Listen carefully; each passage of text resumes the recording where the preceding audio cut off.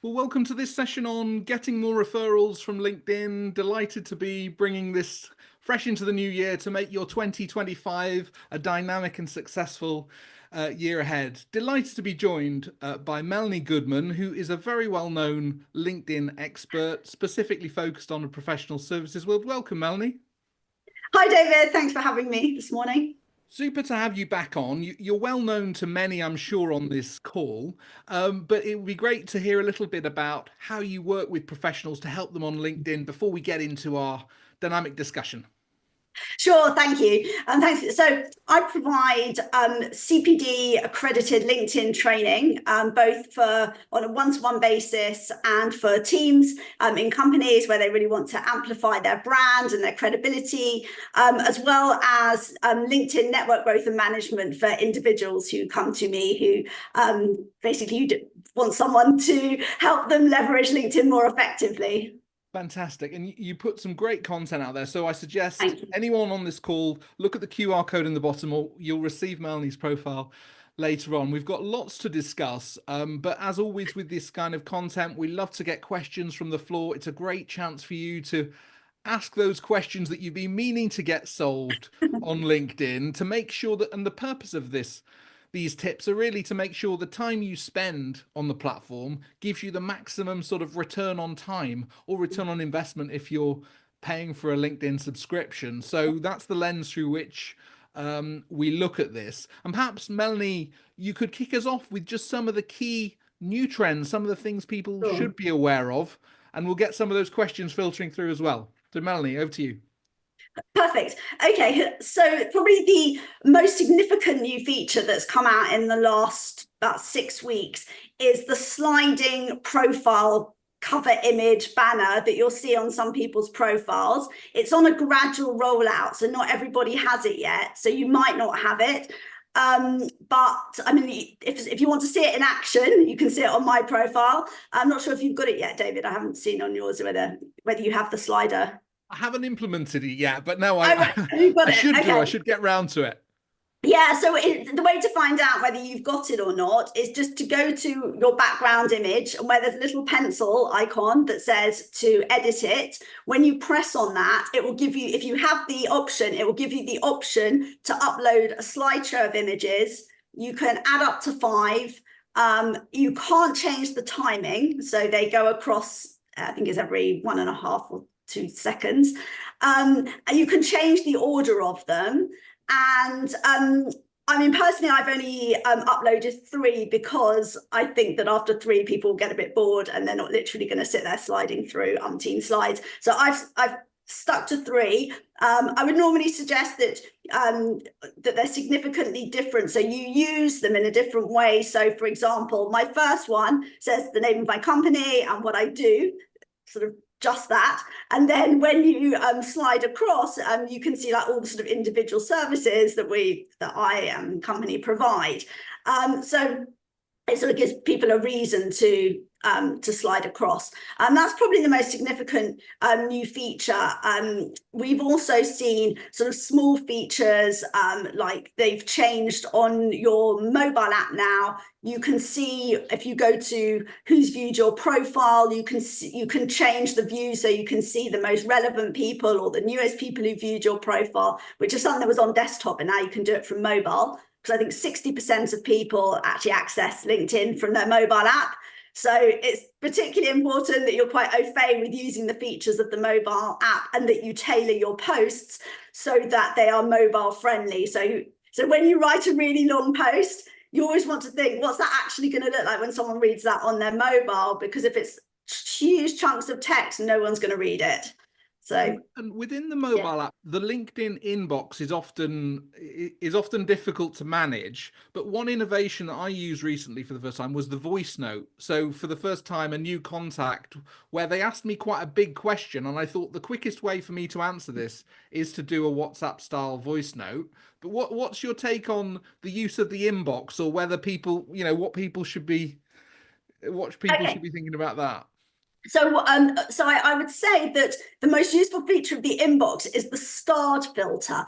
So if you've never noticed it, when you use your inbox, and you can do it on the desktop as well, but if you've got a message that is like an active conversation, or someone has given you their email address to email them, or that you've got to get back to them and follow up, is you star the message. And then what I do is every few days, just to check I haven't missed anything, I filter my inbox. If you go into the drop down, it gives you the option to just look at starred messages. So you could just see the conversations that you need to follow up on or that are important. So I would say that the starred messaging feature is the best, is probably the best messaging feature. And just for general housekeeping, to archive your messages. So you can, just to the right of a message, you can press archive, and it just keeps your inbox sort of clean for good housekeeping, so that you just have active conversations showing in it. But as far as the voice messages, I mean, I am like the queen of voice messages. I much prefer to leave people, whether it's WhatsApp or it's LinkedIn, I drive everyone mad. I much prefer leaving people voice messages. The one thing I noticed about it was it cut off after 60 seconds, which again I think is good, because ultimately, you know, we need they're useful, but we need to put a cap on it. So that yeah, no, it's true. I mean, I have been known to like do a second one, but generally I do exactly try and keep it quite succinct. They are brilliant, and they're brilliant because very few people do them, compared with sending a text based message, which means that you sort of, it's like pattern interrupt in somebody's inbox, that they will notice it, and someone is much more likely to reply to a voice message that you've taken the time to say, because it's obviously you and not some bot or an assistant or whatever, than if you just write a message by text. And the same goes for using the mobile app, that there's the option to do a video message. So I sometimes do that as well. So, you know, whereas if you're on desktop, it's a bit more clunky because you can't do it directly. You've got to use Loom or something and then upload it. This you can just do from your mobile app. You can literally press on the little add video, take a little video and send it the same as you would a voice message, which works really well as well. And just in terms of trends, I mean, video on all platforms now is like the primary medium in which the platforms want to go. What people should be thinking about? We're going to get into more engagement in a sec, but at a high level, what are the trends there? Yeah, so video is massive, and it's being pushed out hugely on LinkedIn. So at the moment, also on the mobile app, you'll see the second icon across at the bottom is now a video feed, a bit like TikTok or Instagram style, if anyone's uses those platforms, where it just sort of scrolls through video after video, but there's no search feature. So it's a bit limited, because I can't, you can't sort of say, okay, I just want to see videos about ESG, or I just want to see videos about investment strategy. You get whatever LinkedIn decides to show you, which is not always relevant. And what's actually pushed into that feed is up to LinkedIn, what they decided to promote in that feed. And at the moment, it's still quite populated by influencers and top voice, for those who've got the blue top voice badges. So from that point of view, it's limited, but it's definitely the medium that is being pushed out. So I would encourage people to sort of push themselves out of their comfort zone. I mean, it's my least favorite type of post, but I'm trying to do like at least one or two a week, because it's necessary. And sort of tips for when you do that is to shoot them vertically. So on a mobile phone is fine. I think people are often scared because they think, oh, I haven't got video equipment, I'm not set up for it. Normal Apple iPhone is great. If you can get a stand if you want off from Amazon for like about 15 or 16 pounds, just so it doesn't wobble. And yeah, just take shoot a video and add captions. That's quite important for accessibility. Is that LinkedIn do offer the option to add captions to the bottom, but I would actually suggest using a different app if you want to get, if you like. Yeah, go for it. What would you recommend? I would recommend one called CapCut, which I have no affiliation, by the way, with anything I mentioned, but I would use CapCut, which is a mobile app. So it's CAPCUT. which is particularly good. And it even has like a teleprompter part to it. So you could put your script there if you wanted to first, and you can add your branding and do lots of zappy things, or you can just use it very simply to add captions. But that's a really good one. And if you're using desktop, there's something called Subtitle, which is good for just adding captions and a logo, etc. So it depends how much time you've got to devote to it, or otherwise just do a video and upload it. So there's lots of people who are just walking along on their daily commute, taking a video, and that's fine as well. But yeah, people like them because they're real. Sorry? People like the authenticity, don't they, of something in the moment, and particularly if it's an interesting location. If you're traveling, professionals are on the road. You might be in Monaco, in Switzerland, somewhere like that. That matters more than the polish, doesn't it? It really does. I mean, I would, same as I'm sure that I'm the same as lots of people on this webinar who don't want to put anything out that looks unprofessional, or doesn't look perfect. But actually, I mean, I did one yesterday that I put out, and towards the end of it, that I stumbled slightly over one of my sentences, and I was like, oh, do I re-record it? And then I thought, actually, you know what? I'm a real person, so I'm not a robot. I'm not an AI, avatar reading it. So I just put it out there, and you know what? No one's come back and said, oh, you stumbled over a word. So I think it's just a case of doing it, putting it out there, and getting used to it. That it doesn't have to be polished perfection. But you're right. I mean, they work so much better than stock images and things like that, because people can see it's a real person. It sort of shows your personality, and you can add your own touch to it. And just zooming out, looking at LinkedIn as one of the social media platforms, if we say, there's audience, I feel, this year up for grabs. There's people moving off perhaps X or Twitter because the way that platform's gone. Obviously, TikTok in the US, we know that there's turbulence there. Do you feel that like LinkedIn, and the ability to make an impact on LinkedIn, for LinkedIn to be the premier kind of business social media channel, is right there for the taking, but professionals have simply got to opt into it, use it, engage with it, because those eyeballs that are elsewhere are essentially up for grabs? What's your read on LinkedIn in the universe of social media, and why is it important for professionals to engage? Well, I think especially in the B2B space, especially, I mean, it's the premier platform. The other platforms, although, I mean, I'm sure that they're here to, like, Instagram is here to stay for as long as any social media platform is. But I mean, what I always hear is that although you might get lots of followers on other platforms, like I'm on TikTok as well, I just put my videos on there, and I get a lot of likes and everything very fast, but I never got a single client from Instagram or TikTok or anything. So the quality clients always come from LinkedIn, and the quality connections and networking opportunities and referrals always come from LinkedIn. I think there is a lot more authenticity there. I mean, things like, verifying, now you have the opportunity to verify your profile, etc. There are fake profiles, but I would say if you're mixing in the right circles on LinkedIn, which is a part of making LinkedIn useful, because I think a lot of people are like, oh, I never get any good quality connections, or it's just marketing people who approach me, or recruiters, or, and it's often because you need to take the time to actually curate your network to find your people. And it depends. You need to think about why you're actually there. Is it because you want clients? Is it because you want referrals? Is it because you want to build your brand and credibility on social media, so that when people come to look at you on social media? Because often you'll meet somebody and then they'll go and look you up afterwards, and so you might even meet them in real life, and then they'll go and look you up and actually have a look at your background, or what you do, or what your company does, and you want to have a nice shop window there. So from that point of view, it's worth sort of investing your time, at least, in setting yourself up properly on LinkedIn, so that you look credible, even not, and I'm not suggesting you do never post, but even if you don't post, that actually you look great. It's like, getting dressed nicely and not going out in your dressing gown and slippers. It's like you actually want to create a good impression.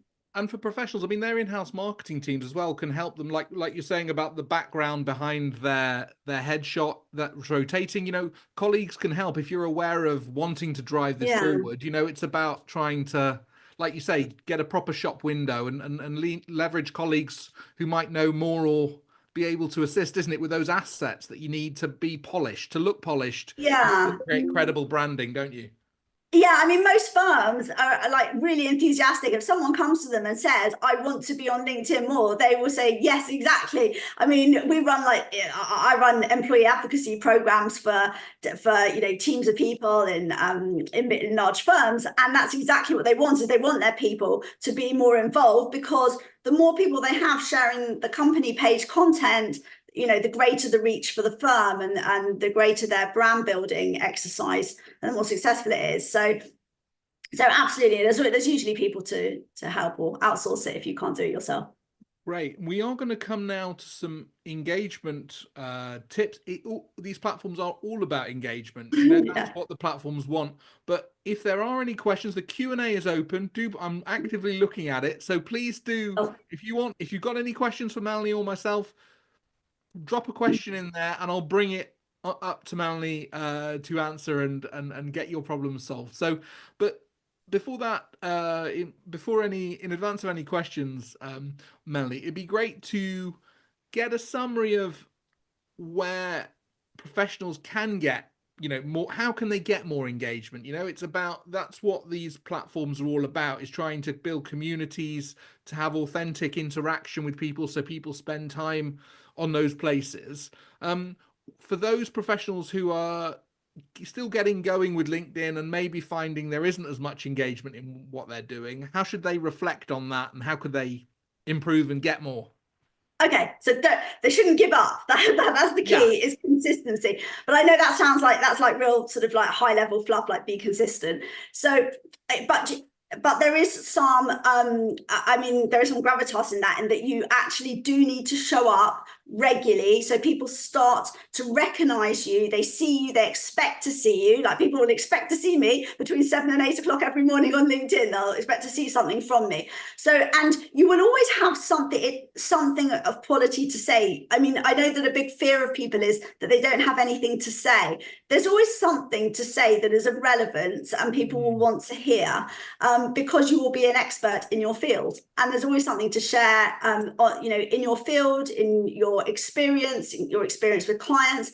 So content creation is something that the more you do, the more comfortable you get with it, and then it becomes easier, and you don't need to spend 2 hours crafting a post. You'll just be able to put something out a lot quicker. And I always suggest doing that in advance, so it's not so overwhelming. So think, okay, for the week I've got 2 or 3 posts to go. But as far as getting engagement on those posts, it's really often down to it's down to the structure of the post. So often you might want to sort of take a look at what you've put out and sort of look at it and say, is there a real hook in the first line of that post? Because that's the first thing that people see, and you want them to click the see more. So the tricks that I would say is to keep the first line no more than 7 or 8 words. And you might want to start with either a question in that first line, or an emotion. So yesterday I felt XYZ. Yesterday I met with X, which led to, and the idea is, and double space. So you do the first line and then a space and then the next line. And it is a bit of a hack, but it does work. It means that then people press see more because they want to know exactly what it was that you experienced, or, what you struggled with, or something along those lines. Intrigue, isn't it? Like, create something there that exactly. You're piquing someone's curiosity. Yeah. So you do it like that, and then keep the no big chunks of text, keep it bite size. I mean, they say you should really look at it that it's like a child reading it, so you don't want them to lose that, they have like a short concentration span of like about 3 minutes. So it's really sort of short bite size. Use things like bullet points to break it up. If you've got like if you're using a Windows, I'm not very good with Mac, but if you're using a Windows, you can just pull up the little Windows icon and get little things like graphs or bullet points, just to make your post pop. And not too long, and then end with like a call to action. So you might ask your audience a question that will then invite engagement in the comments. So that's better to to keep people kind of on the platform, as it were, so not to try and Yeah. send people off. So within the post, it should kind of sustain itself, shouldn't it, rather than trying to direct people. What's your read on that and how people should construct? Yeah, so the stats say that LinkedIn do penalize you. If you add a link to an external site, to your website or to anything else, LinkedIn will, the post probably won't go as far as if it just keeps people on the platform. So a good way of doing that is to use the sort of carousel feature, which is the document feature, because it means that people have to scroll across the pages, which keeps them on the post longer, which sort of triggers the LinkedIn algorithm into thinking that people are really interested in the post. So one thing I normally say to people is sometimes if people have been to an event and they've got, say, 5 photos they want to upload, I say don't upload them as images, but Mm. save each one as a PDF and then Mm. upload it as a document, a multi-page document, because the LinkedIn algorithm prefers that to multiple photos. And what's your take on time of day? I mean, is time of day as critical as it seemed like it was? What do you find your own experience? Definitely for me, and I find for clients, the mornings always work best. The pre-work, anything sort of between 7 and 9 o'clock in the morning is when most people look at their LinkedIn. I mean, quite frankly, between 9 o'clock and 1 o'clock lunchtime, most people should be working. So they shouldn't really be, unless it's their business like mine, they shouldn't really be browsing LinkedIn. So unless you're like a recruiter, obviously, or something like that. But generally you find that people actually are busy during those times, and the same with the afternoon. So I would say key is first thing in the morning, maybe like 5 o'clock. I sometimes do a second post at around 5 o'clock, which that works. That works quite well as well. You sort of get, the sort of nighttime browsers. But I would say that, yeah, the best time is definitely the morning. And one thing that I would say to people is a really useful tool is that sometimes, say you've got a meeting and you're looking at your feed and you think, oh, that would be really interesting, but I haven't got time to comment on it now, but I really want to go back to it. Save the post for later. So you can click in the top right, the 3 little dots in a post, and save it for later, and then go back to it when you've got time, like that day or the next day. We've had a question in from Dominique. Dominique, great to have you with us. Dominique's a fantastic lawyer based in Zurich, Switzerland, dealing with international private clients. And she's asking a common question, actually, that I get, which is around if you're in a business that requires a lot of privacy, discretion, neutrality, as many private wealth professionals practice, their practice is obviously incredibly confidential. How do you go about like promoting what you're doing or sharing stuff of your business life within a setting where the privacy and discretion and confidentiality is sort of paramount? What do you advise people to do given those parameters? I think you can still share experiences. So you can certainly share industry trends. So you can share legislative changes, industry trends. Hmm. You can share a situation. So you could share a situation that you've come across without naming names or companies or anything like that, unless it was like, without going into so much detail, it's obvious who you're talking about. But I mean, generally you can do that by just sharing a situation and how you solved it. Because I think that's always the key, is that you want to provide people with solutions or show them how you can provide them with a solution, and obviously why you're the go-to person in that field. But also, I mean, I would always say that you sort of 85% should be professional, say 10 to 15%, I wouldn't say unprofessional posts, but maybe more personal posts. Yeah. So those certainly, you could say, something about your daily routine, those sort of ones, people are often interested to hear, and you can give them a business slant. So whether you might be reading a great book that other people about leadership, or it could be growing a firm or leading a team, or so you can often focus on soft skills and talk about those to sort of build your own personal brand in a way that doesn't divulge any sort of any secrets or any facts that you shouldn't about. Just steer away from sort of personal cases. And I guess once people have devised a way of doing it and they see the reaction and the reaction's positive, then they can just experiment with some different styles. But then once you've got your style template, it's much less effort, isn't it? Because part of the question here is very busy generally. I haven't got time to craft, you've got a certain amount of time to spend, so once people invest that bit at the start, it gets easier to post, doesn't it? It gets more effortless. That's what I notice of other professionals. Once they get in the mix, they've got some momentum. No, I totally agree with you. So you can have different styles of posts, and there are quite a few people on LinkedIn who always post the same style of post, which once they find something that's really popular with their audience, they stick to it every day. And people come to expect it. They like those sort of posts, so they'll go and find them, or they'll go and they'll bookmark them to look at every day on LinkedIn. But certainly I would normally suggest that you have your own sort of content schedule. So you might say, okay, Mondays are going to be the days that I put out a poll. Wednesdays, I'm going to share a news article, an industry news article.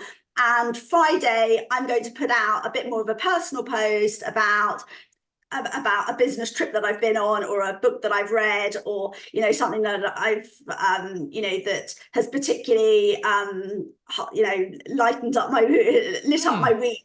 It doesn't always have to be a struggle. People are equally happy to read, if you've won an award, or or those the awards, sort of the award posts are often almost harder to write without them sounding arrogant and be a bit sort of cliche, like I'm delighted to announce. Yeah. I actually actively try and find wording that does not say delighted to announce, because it's so delighted is the most used word, I think, on the platform. But it's sort of a bit inevitable, isn't it? But like you say, try different styles, have a content plan in mind, and once you get up and running, I think that creates its momentum. So Dominic, I hope that answered your question. Any further questions from our audience? It'd be great to have them. But Melanie, just coming back on engagement. So one item that's been of interest and that I've noticed a useful tool is newsletters on LinkedIn, which seem to get promoted a little bit more, where you're able to lay out some ideas in a bit more detail. What's your take on how professionals can use newsletters to drive engagement? Okay, I think newsletters are brilliant. They're an absolute hidden treasure. They have the advantage of newsletters, and the big advantage is that they are indexed by Google. So if somebody is searching for something and you've written a newsletter on it, or I always turn it around and say, what do you want to be found for? Write a newsletter about it. And then you put it on LinkedIn, and then assuming that you have your profile set to public, which is important in your settings, then your newsletter will be indexed by Google, which is brilliant. I've had clients come to me, and because I always ask people how they find me if they're not somebody I already know. And I've had so many people say, oh, I typed in LinkedIn profile optimization or LinkedIn training, and you came up. And it's normally because they've come through, they found one of my newsletters or my services page. So one of the key things is to set yourself up a newsletter, and a bit probably techie for this webinar, but when you set up a newsletter, if you go into the settings, there's an option to add an SEO description. And I would always suggest that is added. You can sort of message me afterwards if you want to know how to do that, because it will get otherwise it gets a bit techie. But just to note that in the settings, you can add an SEO description, which will help you rank on Google. The advantage also of newsletters is that when you connect with people, they will be asked if they want to subscribe to your newsletter, if it's a personal newsletter.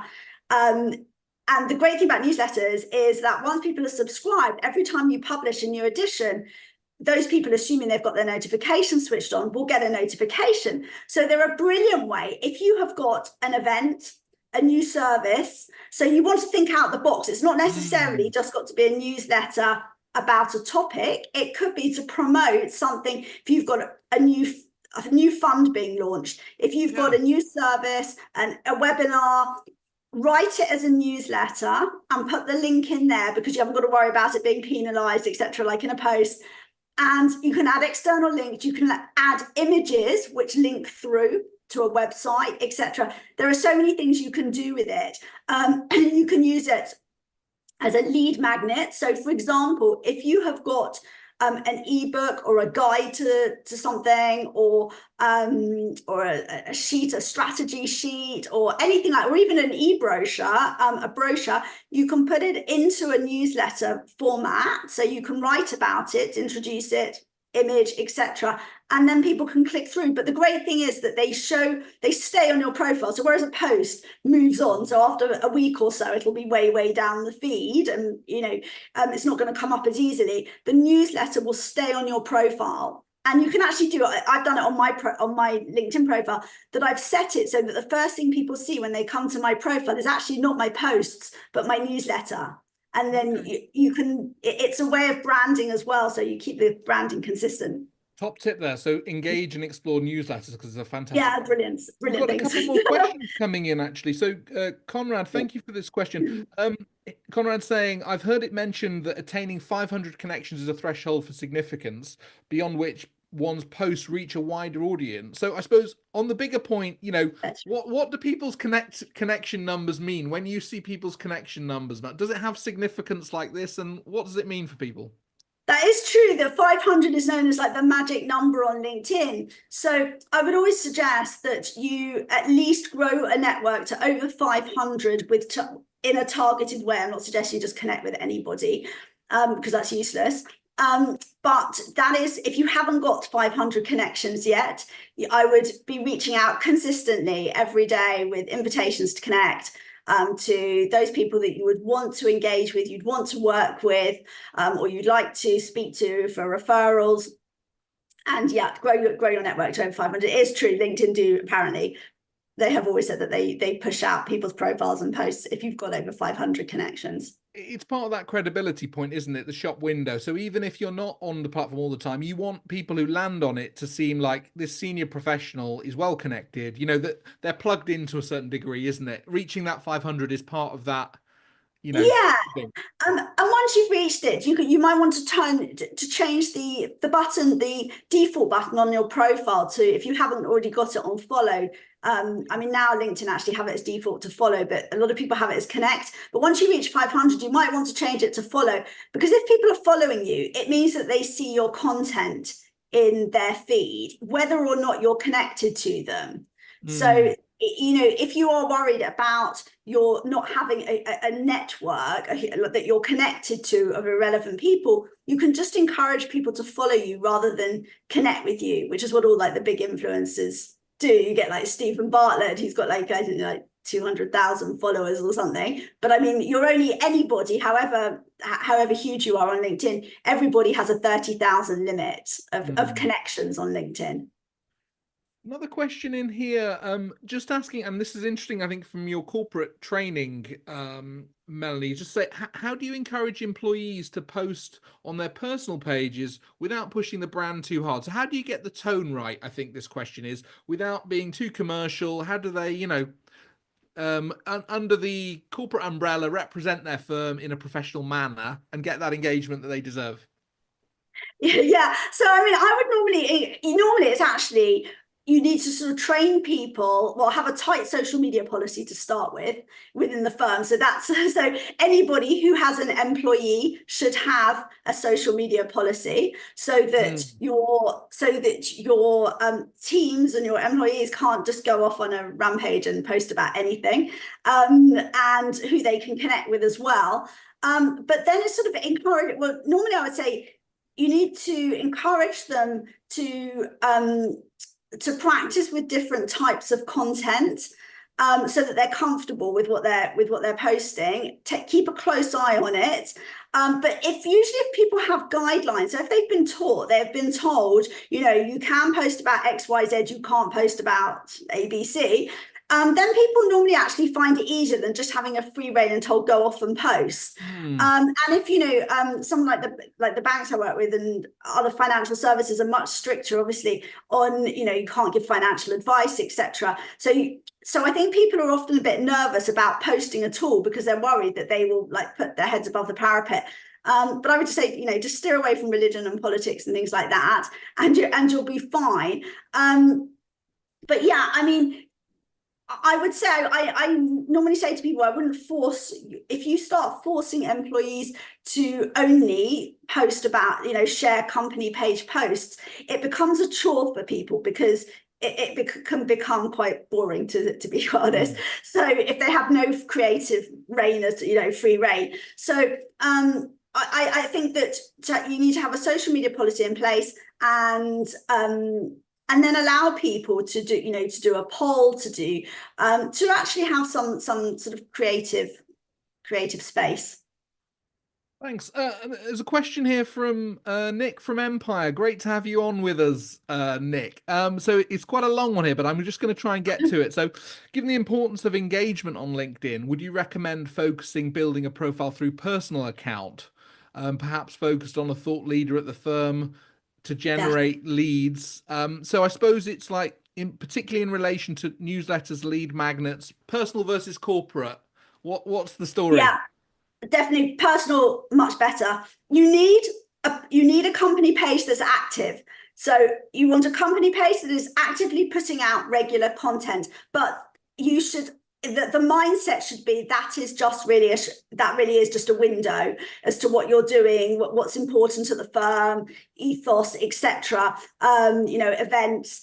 But people engage with people, so definitely you want to invest your resources in the individuals within the firm. As you said, I mean, say for example, like some of the big banks, they have they are now setting up programs where they have like digital ambassadors, social ambassadors, sort of, it could be 50, 60 people at the firm, and they're the ones who they concentrate on putting out their own content, which showcases obviously the firm well, but they're building up their personal brand. They have their own newsletters as individuals, not the company, because it just basically comes down to the fact that when people go onto LinkedIn in the morning, no one thinks, oh, I'll go and see what Microsoft have put on their page this morning. No one does that.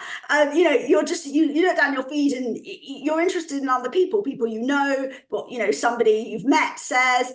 So definitely concentrate on building a person. Yeah, definitely like building the sort of C-suite within a firm that, they should all have properly search engine optimized profiles. They should all look beautiful. They should be fully filled out. And then they should really be the ones that are posting, even if they're sharing company posts. But it starts with, I guess, training, good policies, procedures, like you're saying, like those last two questions have got an overlap in a sense of, yes, you want to turbocharge the brand through people, but you need to set some guardrails because, and enable help people, because otherwise they won't engage. Yeah, I mean, it's no different to, it's just a part nowadays. It should be a part of an employment contract on the one hand. And then normally, when you have a new joiner, you would give them a social media policy, a copy of the social media policy, so that they can't just go off on a tangent, and that they know, they might know your brand guidelines, etc. So another good question here from Sarah Nichols down in Guernsey. Hi, Sarah. Good to have you with us. Just asking, comment, repost, or share, which to use, what to use when. So you've got individuals in the firm who want to get engagement. What should they be thinking about these different options? Okay, so when you see a post, you have an option underneath it to repost with thoughts or with text, or just press repost. Just press repost, and that will just benefit the original author of the post. When you press the reshare and you write some text, LinkedIn just sees that as duplicate content on their platform, and your post won't do very well at all. So you may as well, if you're looking at sharing company posts, either press the repost button that just reposts it immediately, or copy the link and start a new post, but don't press the share with text, because that is like the kiss of death for a post. Commenting is the key strategy for getting engagement on your own posts and on company posts. And it's really, you need a comment as well as a posting strategy, a commenting strategy. Comments are seen by LinkedIn and by the LinkedIn algorithm as much more valuable than likes and even shares. So you really want to be getting as many comments as possible on your posts. And the strategy that I would say is, when someone comments on your post, unless you really don't have time because you've got so many comments on it, don't just say thanks, but ask them a question back, like, that's interesting. Like, you could say, like, thanks for adding your insight here, that's really interesting, have you found, and then ask them a question back. It then prolongs the discussion. Other people can then have the option to, like, join in the discussion. And that's really what you want to be doing, is creating a discussion rather than an echo chamber on LinkedIn. Just another follow-up question on that from Anonymous, just saying, did you say don't repost with any comments? Don't repost with comments. Is that No, right? don't. Yeah, so don't, when you have the option, LinkedIn gives you the option on the repost of reposting with text, where you have the option to start a post and write text, and it automatically populates, like, that post that you're sharing in that post. But that doesn't do very well on LinkedIn. You'll find that you don't get very many views if you do it like that. So you're better off if you're sharing a post, to either just press repost, and it will just help the original author of the post. So if you reposted my post for me and just press repost, I get the benefit of your network seeing you've reposted my post, and happy days for me. But otherwise, go to the top right of the post, copy the link, paste it into a new post, and do it as a whole new post. Fantastic. We're coming into the last 10 minutes of the webinar, so we've had some great questions so far. Do keep them coming in. Brilliant to be able to respond to them live. We've had a follow-up question from Dominique asking about the dreaded algorithm. So, Dominique saying, she's got a great network on LinkedIn. She's active. We've got some great assets that partly PCD helped her produce back in September, but found that getting traction on those assets was quite difficult. What's your tips as to how people can manage this environment? What do they need to know about the algorithm, and how can they optimize for that? Okay, so be kind to yourselves, because everyone on the LinkedIn platform, everyone's impressions over the last year and a half are less, whether, whoever you are. LinkedIn have actively said that they have toned down the amount of impressions. So whereas, you might have been getting 5,000 or 10,000 on a post on a regular basis, you're probably now only getting 1,000 or 2,000. And obviously that's relative, to how many you normally get. So expect to be getting less impressions than you did a year or two ago. That said, generally, if you're consistently growing your network on a regular basis and you're engaging with people, but really it's a two-way process. So to get engagement on your posts, you need to engage on other people's as well. So that's liking and commenting on other people's posts. So what I would suggest is that you have a strategy where you go onto LinkedIn whenever you go on and say in the morning, you comment on 5 people's posts, then you post your post, and then you stay there and comment on another few people's posts, but you are around to respond to comments within the hour after you post. So if you are thinking, I'll post and then run off to a meeting, you're better off to post later when you can stay around and respond, because otherwise the LinkedIn algorithm, that first sort of hour or two, is really key to how far the post is going to get pushed out. So to really get the greatest engagement, you want to comment on someone else's posts, then post your own, then stay there and babysit it for a while, and then respond to all the comments. And the ultimate goal of a lot of people on the platform is to go viral. So is to have the algorithm wins right behind you. You've recently, Melanie, put a post up that went viral. Why don't you tell us the story of that and why it was such a hit, do you think? So everyone sort of wants to go viral, including myself. I have always wondered what it would be like to see my post go woo and get like thousands of likes. So it's been really interesting. It's been really interesting. So case in point, it wasn't about LinkedIn strategy, the post, at all, but it was about something that it resonated universally with people across the platform, regardless of whether they were a CEO or they were a student or they worked in law or they worked as a chiropractor. It was universal because it was about courtesy and saying thank you.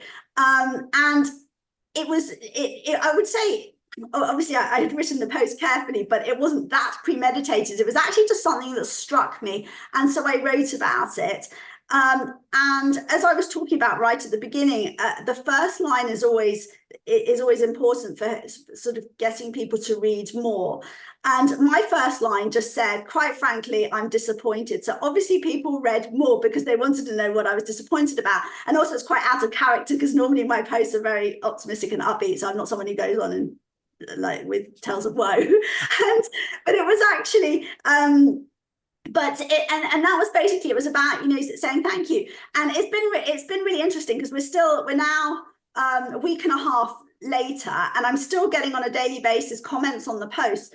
And I have to say, the first few days I did struggle to keep up with it because it was on a Saturday morning, and I have family commitments on the weekend as well. So it was like, you know, the rest of my family are like, can you get off your phone? I was like, but I'm now up to like 52,000. And I was just like watching it climb, which was quite interesting, but it wasn't I'd always expected there'd be this like great dopamine hit of, oh my goodness, this is amazing. Actually it was interesting, but I suppose maybe for me, from a more techie point of view, I was just like this is interesting, what's, you know, pushing it out. And then obviously it was interesting to see what people had to say, and not everybody agreed with me. You know, there were, I mean, luckily I haven't got, luckily no one's been really harsh, or I haven't been trolled by anybody, because I didn't say anything that controversial. But not everybody sees everything the same way, which is equally interesting. So it created some discussion. Well, created quite a lot of discussion. I've actually really enjoyed responding to people. Interestingly, and this is a word of warning if you do go viral, is that I spent on Sunday and Monday afterwards, I was sending lots and lots of messages privately to people to say thank you for engaging on the post. And then I got my account restricted for 24 hours for suspicious activity, which was just me like responding to everything, sending like 100 messages. So word of warning is that if you do anything out of the ordinary, LinkedIn also, it gets picked up and your account can get suspended. So it's a fine line. Okay, super interesting. Final appeal for questions. We're still able to take any questions before we wrap the session up. One area I did want to just ask on is the paid for LinkedIn. I mean, I'm a LinkedIn Premium user. I get value out of it. I don't really use InMails, but you can use InMails. I mean, what do you suggest for professionals looking at paid for options? When do they use it? When does it not make sense, kind of thing? What's your analysis on that? So I think this might be quite unusual, but I would suggest either have a free account or go the whole hog and get Sales Navigator, which is the one above premium, because just ordinary premium or business premium is like a sort of halfway house. So you get a few advantages. You can see who's viewed your profile, which is useful, but it's not got the advantages of Sales Navigator, which will probably cost you another maybe 30, which I know is probably significant, like £30 a month, or might even be a bit more now. But actually it allows really, so if you're using LinkedIn on a regular basis to reach people in a particular niche or a particular type of person, go the whole hog and get Sales Navigator, because then you can target by years of experience, by company size, by when they started their role. So you can see if someone's only been in their role for a year or two, or whether they've been there over 10 years. You know, you can even target by name. So there's like lots of sort of very detailed. So if you did want to target by male or female, you can use female names or predominantly male names, and that's the only way on the platform that you would be able to do that, because obviously you can't, there is no actual filter for doing that. Same as like by age.